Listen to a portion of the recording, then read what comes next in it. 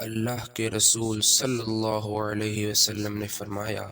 تم میں سے کوئی شخص ایماندار نہ ہوگا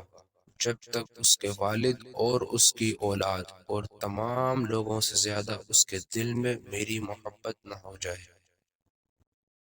اللہ کے رسول صلی اللہ علیہ وسلم نے فرمایا، تین خصلتیں ایسی ہیں کہ جس میں یہ پیدا ہو جائیں اس نے ایمان کی مٹھاس کو پا لیا۔ اول یہ کہ اللہ اور اس کا رسول صلی اللہ علیہ وسلم اس کے نزدیک سب سے زیادہ محبوب بن جائیں۔ دوسرے یہ کہ وہ کسی انسان سے محض اللہ کی رضا کی خاطر محبت کرے۔ تیسرے یہ کہ وہ کفر میں واپس لوٹنے کو ایسا برا جانے جیسا کہ آگ میں ڈالے جانے کو برا جانتا ہے۔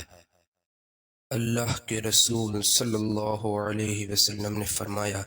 انصار سے محبت رکھنا ایمان کی نشانی ہے اور انصار سے کینہ رکھنا نفاق کی نشانی ہے۔ عبیدہ بن صامت رضی اللہ تعالی عنہ جو بدر کی لڑائی میں شریک تھے اور لیلۃ العقبہ کے 12 نقیبوں میں سے تھے، فرماتے ہیں کہ رسول اللہ صلی اللہ علیہ وسلم نے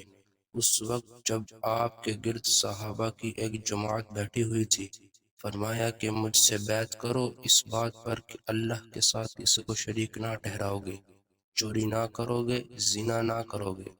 اپنی اولاد کو قتل نہ کرو گے، اور نہ عمدن کسی پر کوئی ناحق بہتان باندھو گے، اور کسی بھی اچھی بات میں خدا کی نافرمانی نہ کرو گے۔ جو کوئی تم میں سے اس عہد کو پورا کرے گا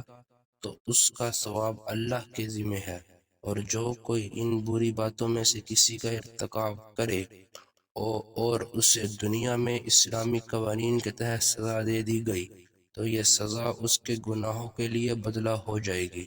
اور جو کوئی ان میں سے کسی بات میں مبتلا ہو گیا اور اللہ نے اس کے گناہ کو چھپا لیا تو پھر اس کا معاملہ اللہ کے حوالے ہے،